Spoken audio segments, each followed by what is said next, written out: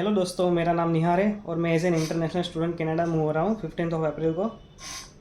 आज मैं ये वीडियो बना रहा हूँ स्पुटम टेस्ट रिक्वायरमेंट के बारे में, जिसकी रिक्वायरमेंट मेरे को भी आई थी आरसीसी की तरफ से। एक्चुअली ये स्पुटम टेस्ट होता क्या है, जिन लोगों की मेडिकल हिस्ट्री में कोई भी लंग्स के रिलेटेड बीमारी हुई हो, लाइक टीबी, न्यूमोनिया, कोरोना, और अगर आप स्मोकिंग भी करते हो, उस केस में भी आपको स्पुटम टेस्ट आने की पूरी तरह से संभावना रहती है। ओके, अगर मैं मेरा एक्सपीरियंस बताऊँ तो मैंने अपना मेडिकल करवाया केडी हॉस्पिटल अहमदाबाद से, और मैंने वहाँ पूछा था, मैंने 10 जुलाई को अपना मेडिकल करवाया और मैंने उनको पूछा कि कितने दिन में अपलोड हो जाएगा मेरे मेडिकल जीसीकी में। उन लोगों ने बताया कि 10 to 12 डेज़ में हम जनरली अपलोड कर देते हैं, तो आप एक बार फ़ोन करके चेक करवा लीजिएगा। मैंने कहा ओके।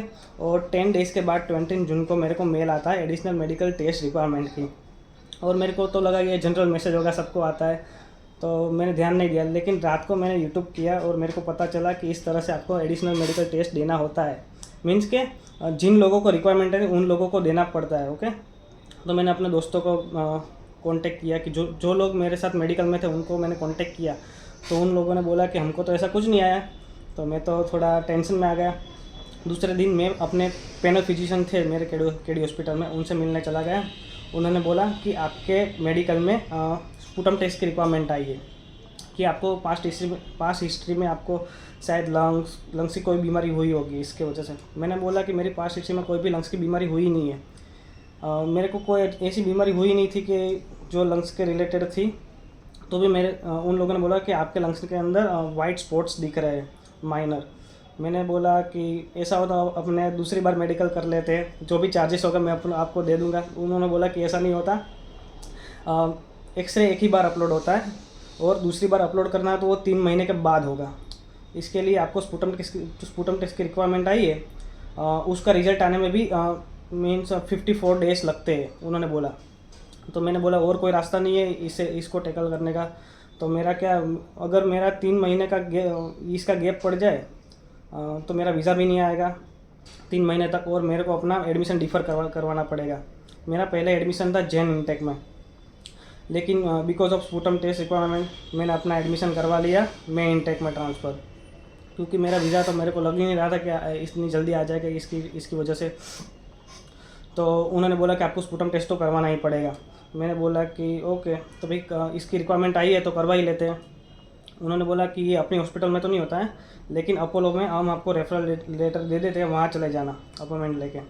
तो बाद में मैंने घर पे आके अपोलो में बात की। उन्होंने बोला कल ही आ जाओ, इसके लिए आपको अपॉइंटमेंट लेने की ज़रूरत नहीं है, दूसरे दिन ही आ जाओ सुबह में।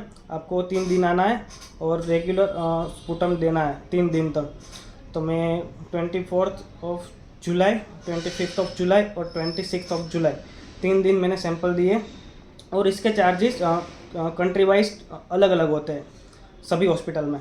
मेरा अराउंड स्पुटम टेस्ट का मीन्स चार्जेस हुआ 12,000 रुपीज़ हुआ था मेरा यहाँ अहमदाबाद में। तो ये सब मैंने करवाया। उन्होंने बोला कि 54 डे के बाद आपका रिपोर्ट आ जाएगा कि आप पॉजिटिव है या नेगेटिव है।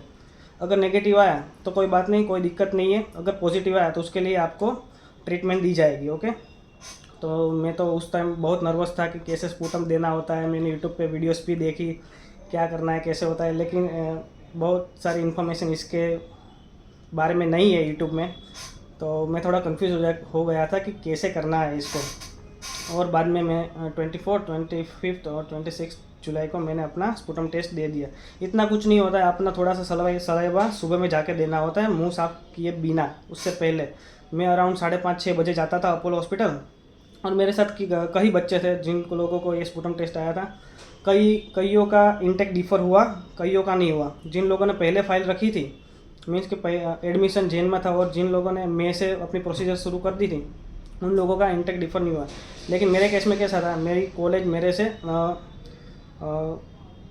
वीज़ा सबमिशन प्रूफ मांग रही थी, लेकिन वो पॉसिबल नहीं था क्योंकि मेरा मेडिकल क्लियर नहीं हुआ था। अगर मैं पहले भी रख देता तो भी मेरी फ़ाइल तो होल्ड पे ही जानी थी। बाद में आरसीसी वाले कब मेरी फ़ाइल ले और कब मेरा वीज़ा है। इससे अच्छा मेरी कंसल्टेंट ने मेरे को बताया एक बार मेडिकल पूरी तरह से क्लियर हो जाए, बाद में ही अपने फ़ाइल रखते हैं, तो क्या है जल्दी आपके वीज़ा आ जाएगा।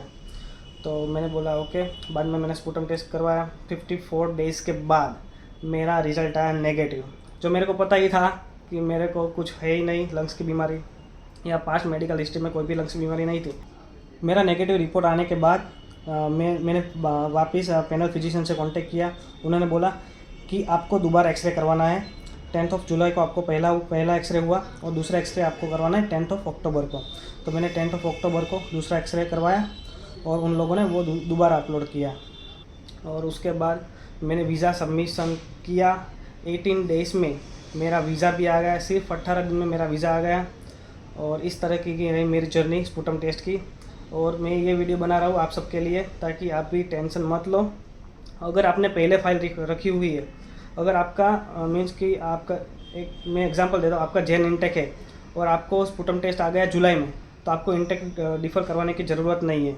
ओके, आपका प्रोसेस हो जाएगा, आपका वीज़ा भी हो जाएगा तब तक के लिए। लेकिन आपकी कॉलेज की कुछ रिक्वायरमेंट्स होती है कि वीज़ा सबमिशन प्रूफ देना होता है, ऐसा कुछ देना होता है जल्दी, तो आपको इंटेक डिफ़र करवाना पड़ेगा। इसके अलावा कोई रास्ता नहीं है। जो मेरे साथ हुआ, मैंने अपना इंटेक डिफ़र करवा लिया मई इंटेक में। तो इस तरीके की रही मेरी जर्नी। और मैं आपको एक और बात बताना चाहता हूँ कि मेरा वीज़ा आया, उसके साथ मेरे को मेडिकल सर्वेलेंस लेटर भी आया हुआ है। उसको लेके मेरे को कनाडा अथॉरिटी के पास जाना है और वो लोग भी कुछ प्रोसीजर्स करेंगे इसके रिलेटेड। तो मैं जब भी कनाडा जाऊँ उस पर भी मैं आपको एक वीडियो बना के दिखाऊंगा कि क्या होता है, कैसा प्रोसीजर रहता है, वहाँ जाके क्या क्या प्रोसीजर करना पड़ता है। ओके, इसका पूरा इन्फॉर्मेटिव वीडियो मैं आपको यूट्यूब पर डाल दूँगा।